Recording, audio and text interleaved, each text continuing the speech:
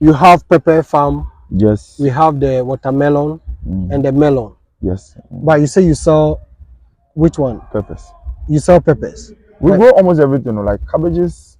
You have all those things. Yeah, cabbage, cucumbers, capsicums, the red and yellow bell peppers. Okay. The outdoor varieties though. Okay. Kofi did a very crazy thing. Kofi grew an indoor capsicum outside and it was perfect. Kofi did it. Yeah. Wow, that's great. Yeah, the MTN came by the farm. MTN often comes around our farm. So Okay. we had a garden Okay. where we grew basically everything, tomatoes. Okay. And the tomatoes Holland Green Tech sells, they have a variety called the Abali. Okay.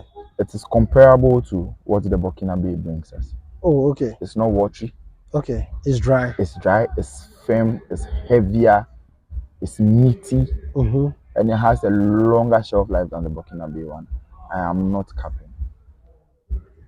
So the problem is, why don't we cultivate this in a large scale? Rise One spoke to Akufo-Addo. I think I saw a picture on Kofi's Twitter handle. You could look it up. Okay.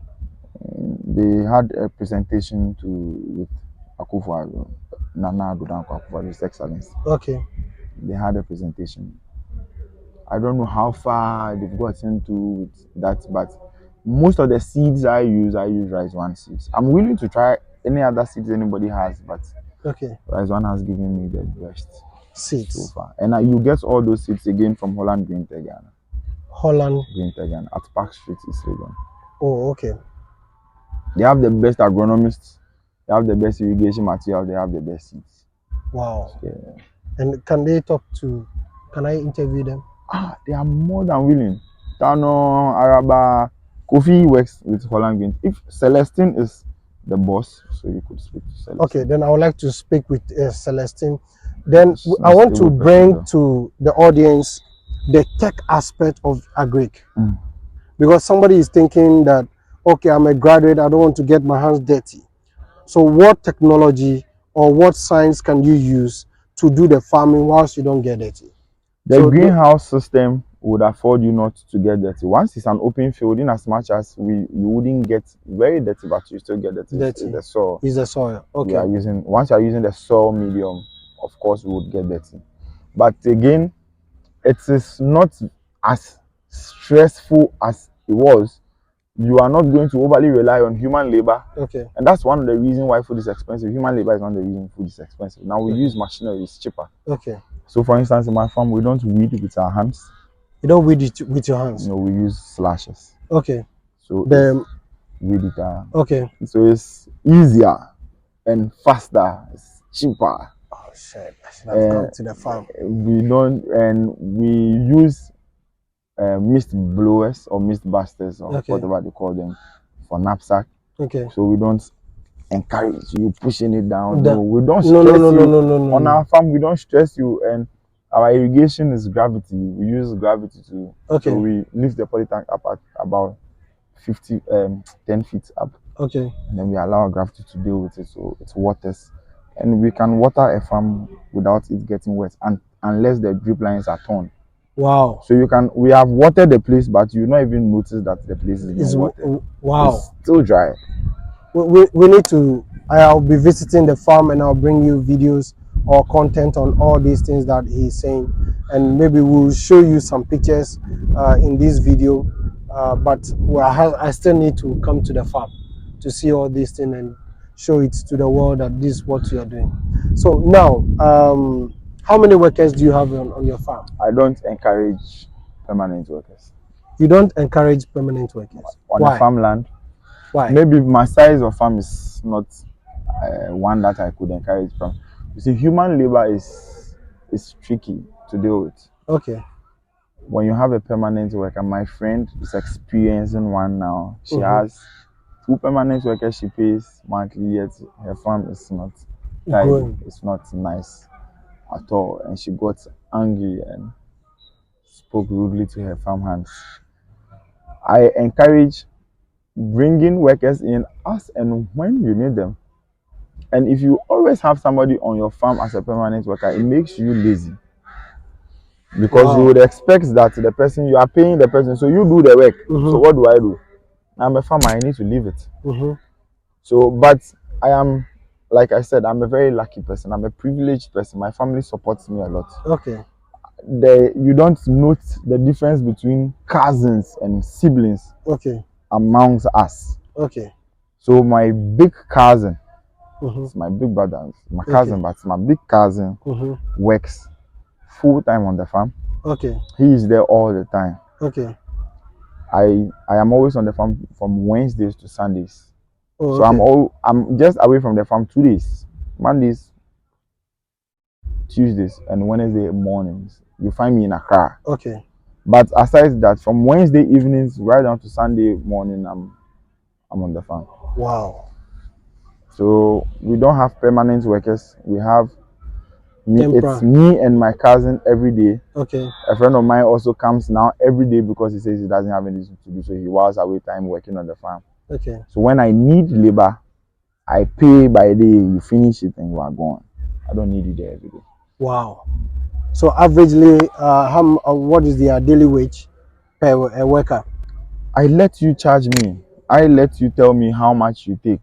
So maybe to weed this area. Exactly. So what form a mold. So what I do is, so for instance, I don't pay you based on the job you do. I pay you based on the wage per day. So even if I just need you to come and fetch water, I'll pay you the wage per day. If I need you to dig, is it the Ghana government wages, or you have your own wage? They have their own wages. I don't have a system I run. So I can't necessarily say I pay you particularly this amount to work for me. So is there an association or a company or a business that has the labor? When you need them, you fall on them, they provide the labor, or you just go to the community and call? So in Akuse we have. You have? In Akuse there is one. They go around, but they do more of transplanting. And planting. So they can come they charge you per acre. They don't care how many people come, they charge you per acre. You take care of their transportation, and maybe you bring them. So if it is 1 hour, they'll get a job done, they get it done and they go. But for me, I contract young boys who are on vacation largely. The ones who have finished school, because when you have conversations with those farm hands, they are organic. They are fresh. They are revealing. So I prefer to have young people I could speak to. Then I contract older people for harvest. Because they tell you things you would never see in any book.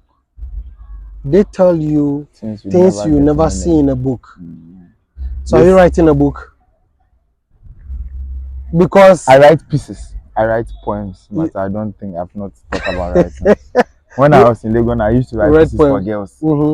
I'll catch them with my vibes. So the current girl, you catch her with your vibes? Oh, the current girl. Where are you? So she'll be listening to you. She was my classmate. From primary school. So you captured her a long time? Not necessarily. I captured her after national service. Yeah, I hope she likes the farm. She likes the business aspect of the farm. She doesn't like dirty places. So she likes greenhouse. So she's always shouting, let's go for the greenhouse. But if you speak to Alex will tell you why we don't have greenhouses just yet for ourselves. It's expensive. It's expensive, man. But it's great to farm in the greenhouse. Okay, that's good. So that we've talked about the labor. Okay, now let's come to the machineries. How affordable? Because you said in the OT regions we don't have those machines there, so it is making the farming very challenging. So you need to go the hard labor. So how are you dealing with it? So with me, again, there would always be a difference in how a graduate would run a farm and how somebody who is not a graduate will run a farm. I always would buy the things I need once I can afford them. So I have a power tiller. Okay. So the power tiller, I borrowed it to my dad to do his farm. Because in Akusa I can't use a power tiller. The land is too hard. Okay. It won't work. Okay. So we use big tractors. Okay. So like how many horsepower? I don't really 150 horsepower, 90. The smaller ones are around. What's the biggest? The biggest so far is that I have seen and also worked with is 150 horsepower. Then it's a 150. Big tires. Yes. Big, huge. Yes. Because it can pull a crop of rubber close to 11 tons. Oh yes. Then that's it. Big ones. Yes. Okay. There's the farm. The I don't know if to say there is a farm or there was a farm around the Sumenya Akuse stretch. Okay. 100-acre tomato farm. 100-acre tomato farm. But it didn't really yield well. They had their problems, insects and all of this. Well, they couldn't control them. Another major area, the machineries and how to control insects and diseases. So for me, for insects, fungi, diseases, I prefer preventives than cures. You prevent them early? Yeah, I have a regime for them. I have a regime I follow so that I don't lose. I won't say I have fruit flies or fruit maggots or I have white flies on my farm or trips before I start to. Once you do that, you give them the space to go and mutate and come back. So I just start to give you even before you think about coming close. So meaning that, so if it is an application you need to do, you do it before they even think of coming. Exactly. So it doesn't even show up. No. So you're able to harvest. Let's say you put in a crop which you're expecting 100%, you get exactly 100% or even close to the 100%. Exactly. Just because of the applications, the farm practices that you put in place. That's why you need to listen to your agronomist. You need to listen to your agronomist. You can talk to farmers, but listen to agronomists. Farmers, we have too many bad experiences. What is the difference between a farmer and an agronomist? I am a farmer, I'm not an agronomist. With experience now, I can tell you, okay, there's this insect, this particular insect is worrying this thing, you can do this particular thing to ward it off. But for agronomists like Charles and the rest, they know. Okay, they have studied it into details. Exactly. They did the real agriculture studies. So they did the science of farming. Okay. And they can take care of greenhouses. I would never be able to take care of greenhouses right now. I would be a mess. So if I have the money and I want to go into farming right now, I need to go in for an agronomist. Obviously, pay him good. Pay him good? Yeah, pay him good. So how do you... I don't pay for Kofi, he's my brother. Why did you cut the question? No, because I am asking all these questions because somebody needs to do a budget. Yes, but okay. Before going to farming. So averagely, how much can you pay an agronomist to get his service? An in-house agronomist to keep? Yeah. If you pay him anything less than 3K, you've not tried. Come again. An in-house agronomist, somebody that lives on your farm. If you pay him anything he's leaving your farm 24/7. If you pay him anything less than 3K, you've not tried. So how much? 3K. 3K and above. Depending again on the size of your farm. Okay. But that 3K that you're paying him monthly, or is it weekly? Monthly. Monthly. So that means you need to get projection of how total return will be like how much. So it's dependent on what you are growing. Again, for the pepper. Let's use the pepper because you are into the pepper. You are going to make me sell out. Because I want to fish out everything. Because, like for instance, if I finish interviewing you, I should have the interest in also coming to farming. Oh yeah. Somebody watching you should have the love in going to agriculture. It shouldn't be for the money necessarily. It should be with for me, like I said, the beginning was more passion than money. But the money is also very important. So we try to have a balance of the passion and then the money. And the money. So hence we do the act farming and then we do the business side, the agribusiness side. Okay. As well. So if we sell now, we sell a kilo of habanero for 30 cedis. A kilo for 30 cedis. Exactly. Again, it's dependent on how much worth you are buying. Okay. So people buy in tons. Okay. People buy from me for five tons. I can't give you 30 cedis a kilo. Yeah. Obviously, I would have to work around those prices for you. Yeah. So let's slash it to like 10 cedis a kilo. Okay.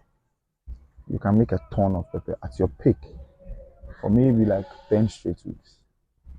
10 straight weeks? Yeah, it's possible. Wow. A ton. So that's 10,000 every week. 10,000 every week. So even if 10,000 times 4 weeks, that is 40,000. So even if you pay him 5,000 out of it, it's great for you. We've cracked the secret. We've cracked it. So looking at that greenhouse for that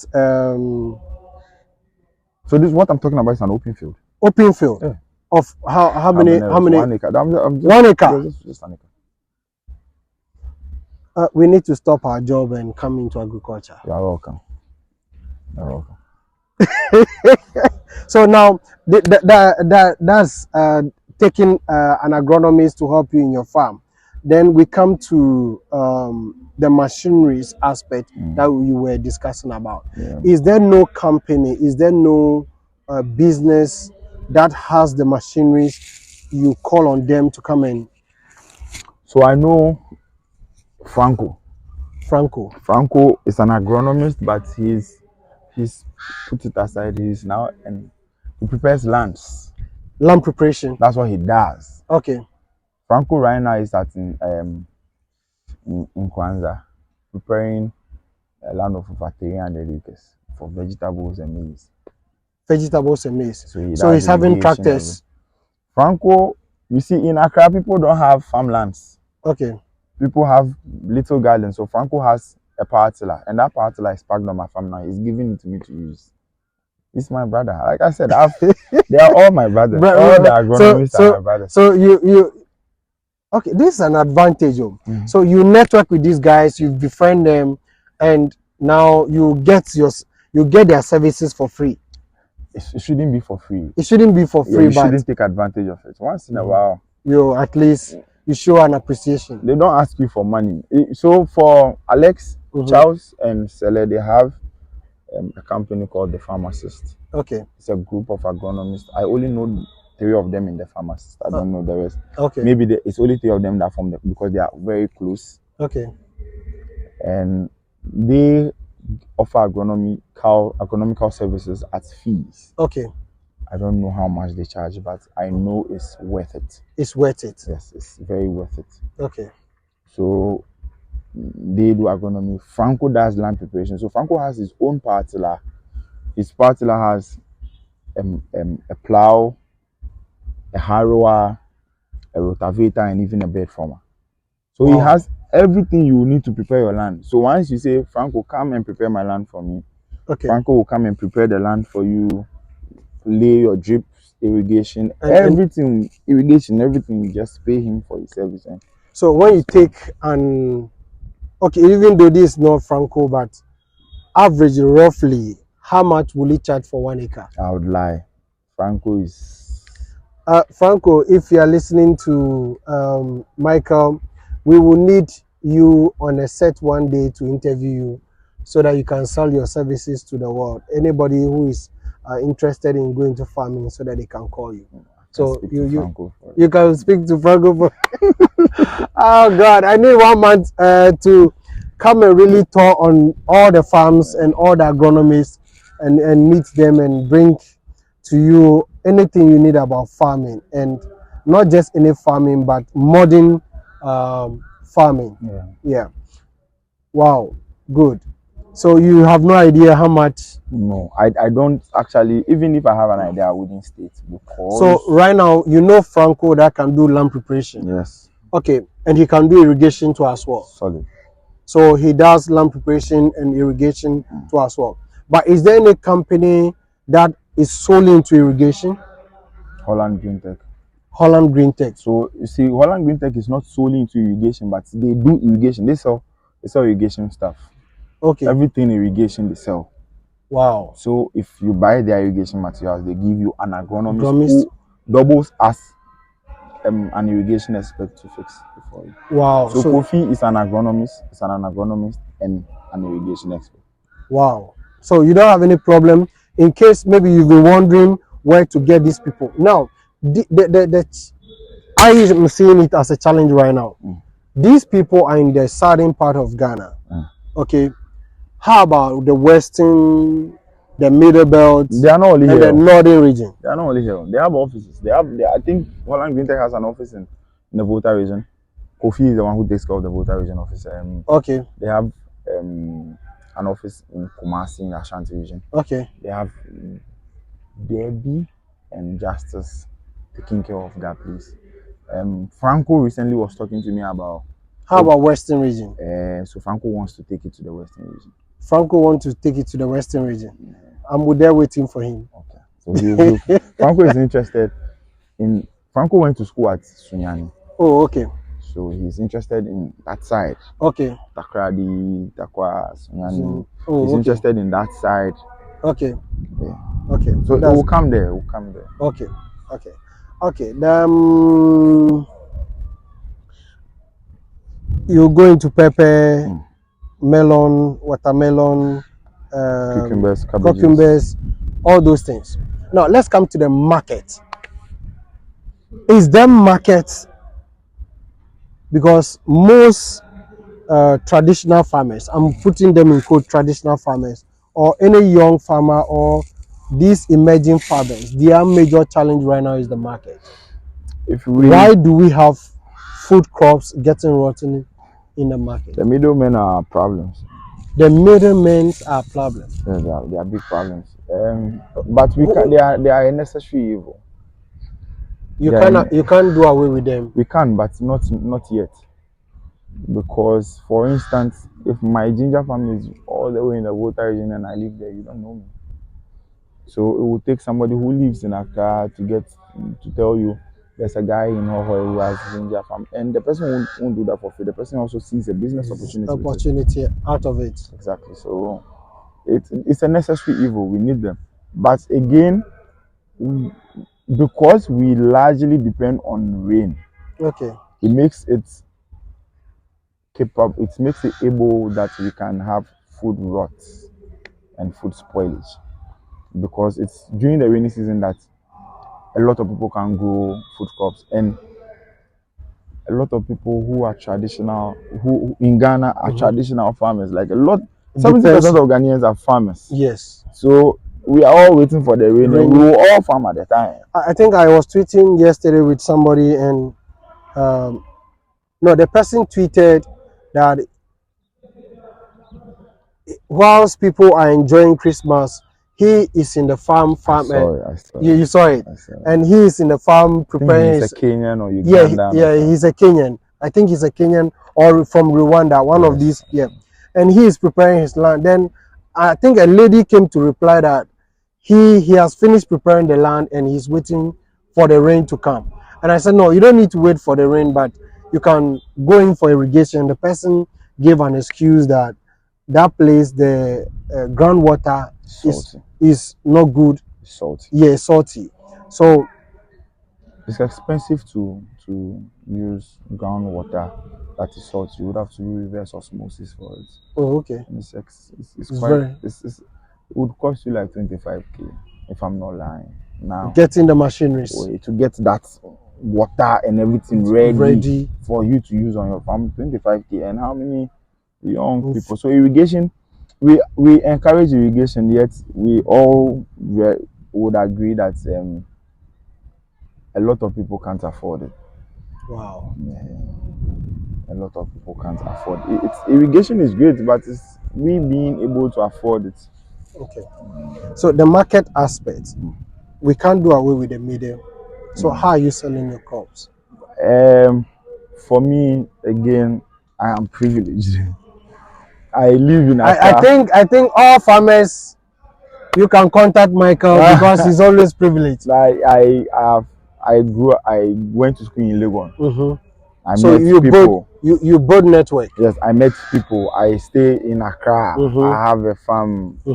So obviously I have understood. And before I started to do this, I had done my own research. And you see, food producers sell themselves, and again, you as an individual sell yourself. Okay. You need to sell yourself. Of course, it's a brand. So you sell yourself and sell the produce to us. The food produce sells itself. Like for instance, the food produce sells itself. When I started to grow habaneros, even my siblings, what is this? What is this? It's nice. So it's yellow. Finish. Then they ate it. Now they farm habaneros in their gardens. My siblings grow habaneros in their gardens. They use that money to buy fuel for their cars. Wow. My big brother, Courage, he sells habaneros in Hall. Inside his house, in front of his house, he has small space and he grows habaneros inside his house.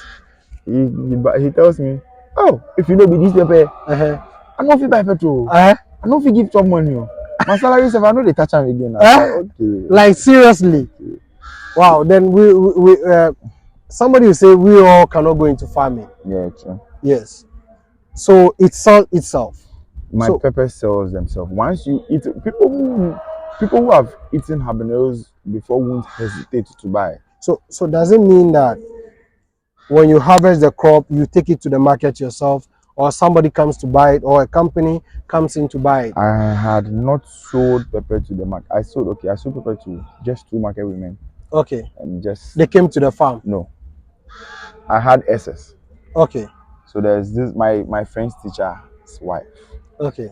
She sells in the market. The daughter is my friend, so she said, oh, I realized you grow peppers. Can I get some from us? It's expensive. Can your mom afford it? Oh, if it's good, why not? So I gave the mom a trial of like 4 kilos. Okay. So I went. So that 4 kilos is. People struggled to buy it the first day, but those who bought it on the first market day. Is this that it is sweet or it is hot? It's extremely hot. I don't like pepper. But you would love habaneros. I promise you. Like it has this sweet flavor. It's not sweet, but it has this taste. Okay. You know you are eating a different type of pepper. I ate one this Chinese shito before, and the shito was smelling like fresh pepper. Exactly. So habaneros. But was it hot? It was hot, but even the moment they put it on the table, you can even smell that this is fresh pepper. Habanero, but it is brownish. So like I said, there are different like shito, brown. But it is smelling like fresh pepper from the farm. So we don't process peppers in Ghana. That's one thing we should talk about. Maybe differently. So we have the processing aspect of it. I'm thinking about it. I've not really arrived at it. Okay. So when I started to grow peppers, like I said, Roland, I always am privileged because I'm privileged to meet people who make it easier for me. So with the agronomist, I made my mistakes. In my pepper, I made mistakes, but because I had agronomists, it was much easier for them to quickly identify and correct you. And there are days when I said, oh, my big brother is now an assistant manager at Melcom. Okay. One of the brands. They said there's a new branch at Shashi. Okay. I've not been there. Okay. One place like that. He was working at Melcom, so he got me to speak to those who supply vegetables to Melcom Urban Jungle. Okay. So I started to sell peppers to Urban Jungle. Okay. Who sells peppers in Melcom, all the Melcoms. So okay. Back then, if you see any, I've not sold peppers to Melcom in a while. Okay. But if you saw any yellow pepper in Melcom like some 6 months ago, they were all from my farm. If you saw ginger from in their shops, they were from my farm. I was supplying. How about Accra Mall or the malls? The major malls like Accra Mall, ShopRite.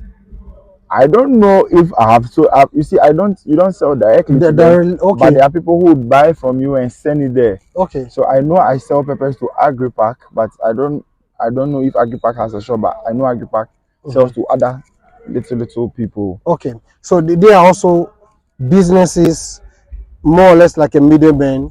They come to the farm and comes to buy. Sometimes they don't come. You have to bring it to them. You bring it to them. You do the packaging. So if it's close, like in Akuse, they can come. Okay. But maybe all the way in the Volta region, they wouldn't. So who buys the ginger? The Banjango buys ginger, but I sell to market women. You sell to the market. Yeah, my main market is in the Nima market. Nima market. You sell it yourself. So I wake up at dawn. So I get the ginger. You know, there are trucks that pick ginger. Okay. So I have my boys load the truck for the guy. Okay. I pay for the transport per bag of ginger. Okay. Then I come and wait for the ginger in the market at dawn. So when the Mamobi people had that fight some time ago, I was there. You went. I was there. I was scared, but I was there. I was waiting for my truck of ginger. It came out, offloaded it. I stood there, and it's quite scary. It's Nima. It's at night. Okay. I'm not saying Nima is a bad place, but we all know what Nima is like. It's capable of. Exactly. It's scared, right? So and I sell ginger to some people in the Madina market. Okay. I've sold peppers to the people who sell vegetables and fruits at 37. Okay. I sold it to her once. She's calling me and I'm not picking up again because she came to bully you in the farm. She bullied me the first day we spoke to her. And it is fair, but it is my own way of getting back at her. A lot of people don't respect farmers. Yeah, it's true because I happened to interview one friend of mine in a poultry farm, and I was there when a market woman came to the farm and was just bullying the farmer with the price that she wants. Exactly. Why? We don't have price standardization in Ghana. That's something we should look at, and we should look at selling food crops in kilos than in sacks. We should look at selling food crops in kilos. Yes. Than in sacks. If we sell food crops in kilos, it will be easy for us to standardize the prices. So whose job is it to bring this standardization? I don't know, but I am having my own standardization. Where is the Ministry of Agri doing? Or it is not their job? Okay, if you are listening to us and you're in Ghana or you're in Africa, which government department is supposed to regulate food prices in terms of kilos, right? But not in bags. No, in bags. So if you know that agency, please leave it in the comment section, and if we have the chance to meet them, we'll meet them and interview them. It's necessary, because if we are selling in kilos, we may not have a singular amount. Okay. But we would have a range. A range. And that would also push the farmer to up his game. Okay. If I bring you bad peppers, you would give me cheap, a very small amount. Okay. In the range. Okay. If I have high quality peppers, I know I have a bargaining power of going that up. So if you have a very quality, I have quality peppers all the time. Oh, you have quality peppers all the time. Okay, good. Does the quality determine the weight? Yes. The quality of your food crops determines the weight. I have people telling me their peppers weigh 10 grams. I have peppers that weigh about 30 grams. Yeah, one. Wow. Yeah, it weighs 30, 20. So 10. The most I've weighed is 30 grams. 30 grams. That means it's heavy. Very heavy. So if you one is enough for you. I think one is even too much for you. Waste a lot of tomatoes trying to get to. Yeah. So those of us that we don't like pepper, then we have to divide like four equal parts. There was a time my brother's friend came to the house. Me, I like pepper. I don't know if you can speak Ewe, but yeah, I can speak Ewe. Hey! Give me pepper, like. You were quiet and you were just looking at it. You can buy any amount you want. I will give you. So how much is a kilo? I said at the time a kilo is 20 cedis. Okay, give me. You give me the money. Is this 20 cedis? I said yes. It's okay. He went home and came back. And the next day he was like, "You want to kill me? You want to kill me? You should have told me. I like pepper, not this much." So he couldn't finish the pepper, so he shared with his neighbors. So like I said, the pepper sells themselves. So maybe for she was going to prepare banku and some hot pepper and he picked like 3 or 4. So like I said, the pepper sell themselves. So when he gave his other neighbors, everybody was like, "Oh, can I get pepper? Can I get pepper?" So I've gotten. So if you share with 4 people, I've gotten 4 different customers. Four different customers now. Exactly. I sold peppers to the woman in Medina markets. Only once. I gave her only 15 kilos of pepper. It was beautiful. It was yellow. Was beautiful. The market woman was struggling to get a hold of the pepper to sell. And according to her, there was this woman who came down. She was Ghanaian American. She looked at the peppers. She bought them because it was nice. She took them home, and the next day she came. She was like, "Can she get a lot of it?"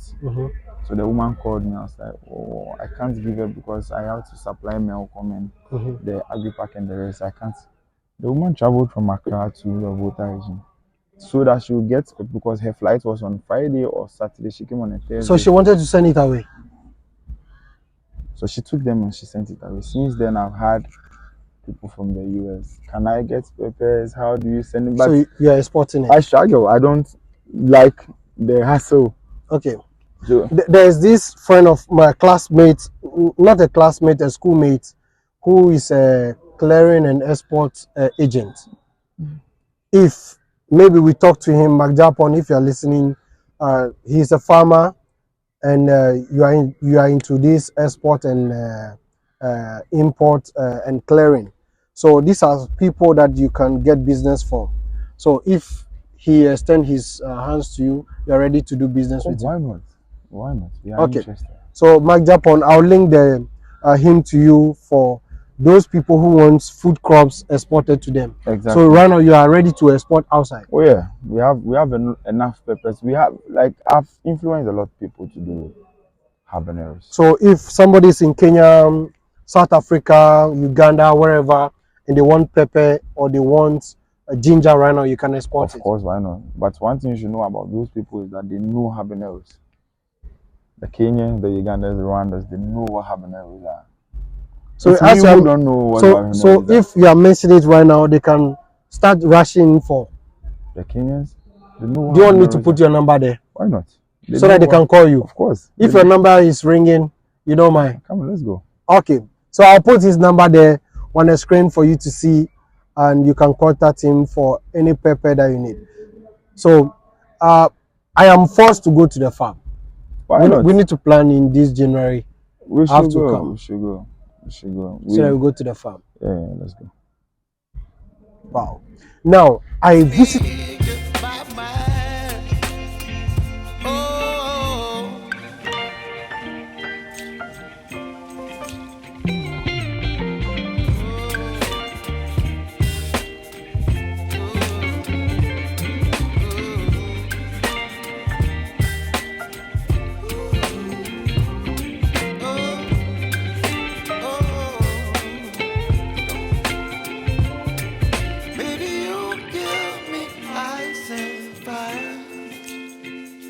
You're chilling when the rain. You're some kind of butterfly.